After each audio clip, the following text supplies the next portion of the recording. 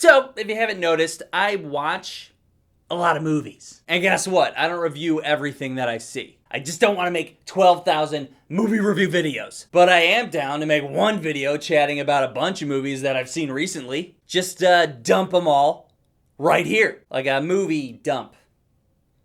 A movie dump. Yeah. Just take a big old movie dump all over your faces. The Green Knight. After hearing tons and tons and tons and tons of people recommend this movie, I finally saw The Green Knight. Overrated? Yes. Absolutely overrated. But I will say that I do like this movie a lot. The idea of focusing a story on the nephew of King Arthur, the son of Arthur's witch sister Morgana.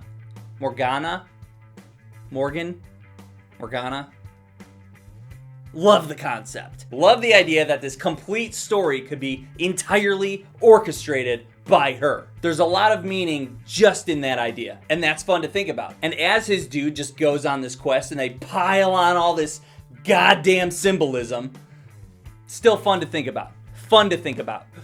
A witch sorceress doing motherly things, but in witchy, sorcery ways. Yeah, I like that. My main issue with the movie is pretty much what the critics absolutely love, and that's the symbolism.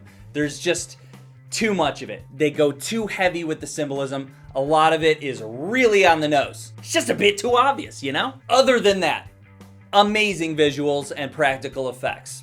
Amazing. This movie is a spectacle just to look at. It's worth seeing just to look at. Specifically, I really enjoyed how the lighting was composed. That was unique. It's A24 just letting creators create, and I will always be behind that, no matter how weird it gets. Good movie. Not a masterpiece. Stop it. Encanto. Okay, this movie was fine. It's fine. I have really high standards for Pixar. I don't think it had the best story. It's great for kids, though. Great for kids. A lot of fun things, a lot of colors that move around, and there's a lot of fun songs. So typically a movie goes like setup, conflict, resolution, you know? I feel like this movie was setup for the first hour and 15 minutes, and all the conflict and resolution happened in that tail end 15 minutes of the movie. It all happened right at the end. They just needed to work on that pacing a bit, okay? I don't need the characters in the story being set up for over an hour. And there's no villain to like drive the conflict. There's no villain. The villain is family issues. Just give me a villain that sets up some conflict and let me sit in that conflict for a while. Just give me like a touch of anxiety here. Usually Pixar finds a way to really hit me in the feels, and this movie didn't quite get there. I will say that the house in this movie that everybody lives in, the house is really fucking cool. It was alive and it had its own personality and it like moved shit around. That was very cool, but overall just an okay Pixar movie for me. French Connection. Wes fucking Anderson does it again. One of the most creative writer-directors I've ever seen. He's one of my favorites. It's a totally random idea that plays out a bunch of short stories based in France, brought together by a newspaper. As someone who prefers a full story format, all the collection of short stories didn't really do it for me as a whole. I don't want that to diminish.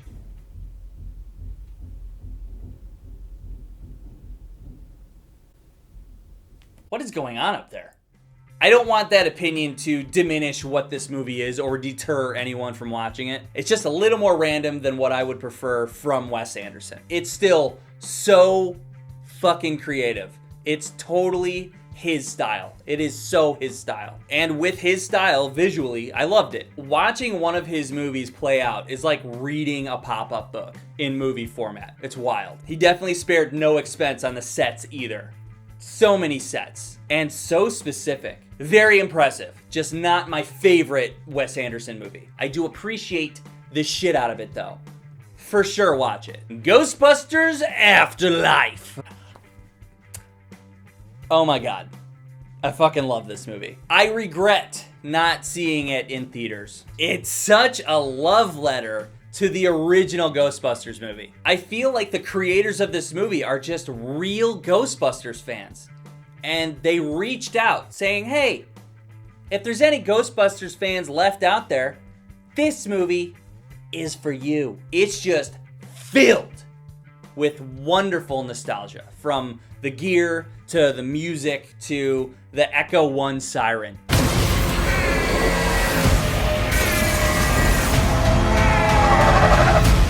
As I was watching, I just kept repeating myself over and over. Oh, I love this. Can you guys hear that? It's like somebody's remodeling upstairs.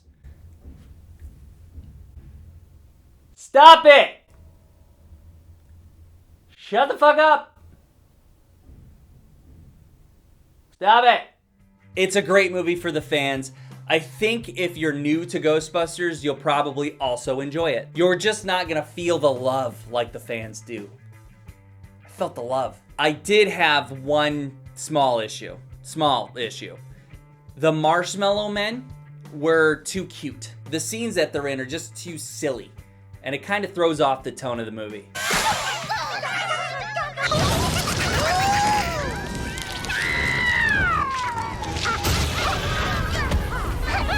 They went too cute with it. I wish they referenced the Stay Puft Marshmallow Man in a different way. It felt misplaced. Other than that, I loved it. Great movie. Wait. Where the fuck was Slimer? No Slimer. Yeah, there's no Slimer in the movie. The hell? The Last Duel. Got another Ridley Scott movie this year. Old man is very busy. Too bad he's this old man spending all his time directing these movies that flop. That was mean. Sorry, Ridley Scott. I thought that this movie was really interesting. You got Jodie Comer, who's a noblewoman, married to Matt Damon, a knight. She comes forward and accuses Matt Damon's friend, Adam Driver. She accuses him of... So Matt Damon challenges Adam Driver to a duel to the death. Now the cool thing is the narrative of the story. It's told in 3 parts from 3 characters' perspectives. As far as the entire timeline goes, they don't really overlap stories. They fill in pieces here and there, but the parts that do overlap, they're told completely different based on how the characters perceive themselves and their version of the events that transpired. And as it goes, the stakes just keep getting higher. It's a very serious and suspenseful movie. And then there's like these moments of violence that just make you go, oh! Oh! Yeah! I can see where some people might think that this movie's boring, but if you just pay attention and spot those differences in the stories and watch how the characters interact differently, it's pretty intriguing. I liked it a lot. The hype is real. Red Notice. Not much to say about this one because I didn't really like it. The Rock plays himself, Ryan Reynolds plays himself, and Gal Gadot plays the same character that she always plays. I do think Ryan Reynolds is hilarious. He made me laugh, but I just don't think that the movie as a whole is memorable at all. I can't remember anything from this movie.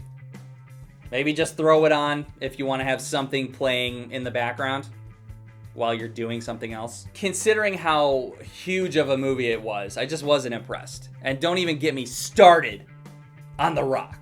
Don't look up! I am a big fan of Adam McKay, and this style of movie that he's been making these last few years, it's becoming its own little niche. It's realistic and it's funny. There's a lot going on here, and there's a ton of acting talent giving everything that they have. If there was a comet coming for Earth, I can't say that the way this movie plays out would be any different from real life. It's very aware, it's very funny, and it's very sad. All at the same time. Adam McKay. Liked it a lot, folks. Okay, that's it for this movie dump. I don't know about you, but I had a good time. Let me know if you would like to see more dumps like this in the future. Alright, see ya. Subscribe!